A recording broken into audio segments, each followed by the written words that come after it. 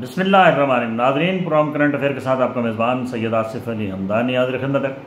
ناظرین، آزاد کشمیر کے اندر اس وقت صورتحال مقبوضہ کشمیر جیسی ہو چکی ہے، انٹرنیٹ بند ہے اور عوامی ایکشن کمیٹی کی کال پہ آج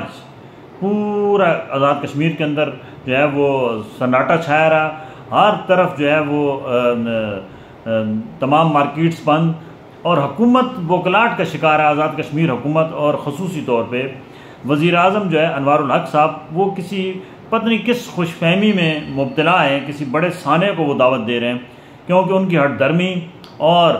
جو عوامی ایکشن کے عوام کی فلاح و بہبود کے لیے چارٹر آف ڈیمانڈ تھا، اس کے اوپر جو ہے وہ عمل درآمد نہ کرنا، یہ واضح طور پہ بتا رہا ہے کہ وہاں پہ حالات مزید کشیدہ ہو سکتے ہیں۔ اور یہ بھی اطلاعات آ رہی ہیں کہ عوامی ایکشن کے کمیٹی کے جو لوگ ہیں، جہاں وہ جو مختلف جگہوں پہ وہ ریلیوں کی صورت میں وہ احتجاج کر رہے ہیں اپنے عوامی حقوق کے لیے، وہاں پہ ان کے اوپر جو ہے وہ لاٹھی چارج کیا گیا ہے، ان کے اوپر گولیاں برسائی گئی ہیں، اور کچھ اطلاعات ہیں کہ عوامی ایکشن کمیٹی کے کچھ لوگ جو ہیں وہ زخمی بھی ہیں۔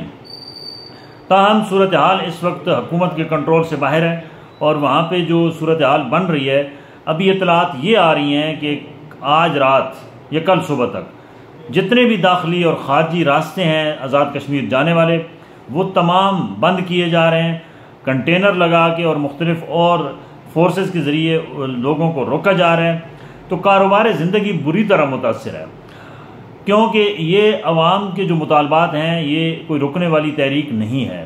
اور یہ بات یاد رکھیں کہ یہ 2024 میں اس تحریک نے آغاز کیا، اور وہاں پہ ان کا مطالبہ تھا کہ وہاں پہ ان کو ریالٹی ملنی چاہیے، اور یہ ریالٹی لے کر رہے، اور بقول جو میر صاحب ہیں، اس قافلے کے سالار ہیں، نوجوان ہیں، انہوں نے کہا کہ ہم نے چارٹر آف ڈیمانڈ جو 2024 میں حکومت کو دیا تھا اس کے اوپر عمل درآمد نہیں ہوا، سوائے جو بجلی کا ریلیف ہے اس کے علاوہ جتنے باقی ہمارے تھے، کہ جو ڈیمپس کے پیسے ملے ہیں، جو عوام کی فلاح و بہبود کے لیے ایجوکیشن پہ جو ہیلتھ کی بگڑتی ہوئی صورتحال ہے اس کے حوالے سے، تو وہ کہتے ہیں کہ یہ حکومت ٹس سے مس نہیں ہوئی، اور یہ ہمارے وسائل کے اوپر قابض ہے، بیرونی فنڈ ان کو ملے ہیں مختلف جگہوں پہ ڈیم بنانے کے لیے، وہ بھی یہ کھا چکے ہیں اور اپنی عیاشی اور بدماشی پہ لگا رہے ہیں۔ انہوں نے سنگین الزامات عائد کیے ہیں کہ موجودہ حکومت جو ہے وہ عوام کے ساتھ جو ہے وہ ظلم زیادتی کر رہی ہے، عوامی حقوق کو پامال کیا جا رہا ہے، عوام کو سہولیات فراہم نہیں کی جا رہی ہیں، اور انہوں نے یہ بھی کہا ہے کہ ہمارا کوئی ذاتی ایجنڈا نہیں ہے، ہمارا صرف اور صرف عوامی ایجنڈا ہے کہ یہاں کے لوگوں کو روزگار ملنا چاہیے، یہاں پہ سڑکوں کی صورتحال بہتر ہونی چاہیے، یہاں ایجوکیشن جو ہے وہ ہر ایک کشمیری شہری کو جو اس کا حق ہے وہ ملنا چاہیے، یہاں پہ ہیلتھ کی سہولتیں تمام لوگوں کو ملنی چاہیے، یہاں پہ ریالٹی کا جو حق ہے وہ سیکٹر وائز سب کو ملنا چاہیے۔ اور انہوں نے ان الزامات کی بھی تردید کیا ہے، کیونکہ 11 جماعتیں جو ہیں وہ اتحادی ہیں، اور جو حکومت کر رہی ہیں، حکومت کے مزے لے رہی ہیں، وہ بار بار کہہ رہی ہیں کہ یہ انڈین ایجنڈے پہ کام کر رہے ہیں۔ انہوں نے کہا کہ ہم یہ جو ایجوکیشن مانگ رہے ہیں، ہیلتھ مانگ رہے ہیں، ریالٹی مانگ رہے ہیں، روزگار مانگ رہے ہیں، کیا یہ ہم انڈین شہری ہیں؟ ہم تو کشمیری شہری ہیں نا، یہ ہمارا حق بنتا ہے۔ دوسرا انہوں نے یہ بھی ایک مطالبے میں شامل ہے ان کے کہ جو مہاجرین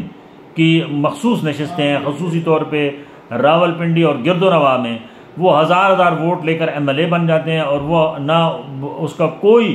وہاں پہ ان کا رول نہیں ہے، وہ وزارتوں کے مزے لے رہے ہوتے ہیں، کیبنٹ کا حصہ ہوتے ہیں، جبکہ ان کے حلقے شہروں کے اندر ہیں، ان کا آزاد کشمیر کے دیہی علاقوں سے کوئی تعلق نہیں ہے۔ اس کے اندر ترمیم کی جائے، یہ ویسے ایک بالکل جائز مطالبہ ہے۔ ظاہری بات ہے راولپنڈی میں رہنے والے بندہ کشمیر کا فنڈ کھا رہا ہو، کشمیر کی جو ہے وہ وزارت کے مزے لے رہا ہو، اور اس کا حلقہ بھی وہاں پہ کشمیر میں نہ ہو، اور یہاں پہ وہ کچھ مہاجرین سے ووٹ لے کر ہزار میں تو آپ کا کونسلر بھی نہیں بن سکتا اور وہاں کا MLA بن جاتا ہے،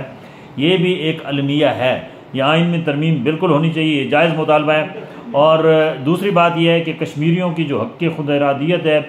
اس کو بھی نقصان پہنچے گا اگر وہاں پہ اس قسم کے حالات رہے۔ جو موجودہ کشمیر کی حکومت ہے، جس طریقے سے وہ معاملات کو مس ہینڈل کر رہی ہے، یہ کوئی طریقہ کار نہیں ہے، کیونکہ ہر معاملے کا حل جو ہے وہ مذاکرات پہ اور ٹیبل پہ ہے، جبکہ یہ حکومت دھونس دھاندلی سے جو ہے وہ عوامی ایکشن کمیٹی کو کریک ڈاؤن کرنے جا رہی ہے، فورسز کو بلا لیا گیا ہے پاکستان سے، اور اس اندرونی جنگ میں پاکستان کو بھی ملوث کیا جا رہا ہے، اور یہ بھی کہا جا رہا ہے کہ پاکستان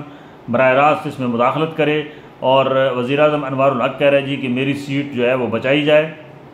تو یہ اسی صورت میں پاسبل ہے کہ وہاں کے مقامی لوگوں کے جو مطالبات ہیں اس کو پورا کیا جائے، اور عوامی ایکشن کمیٹی کے ساتھ بیٹھ کے تمام مسائل کا حل نکالا جائے۔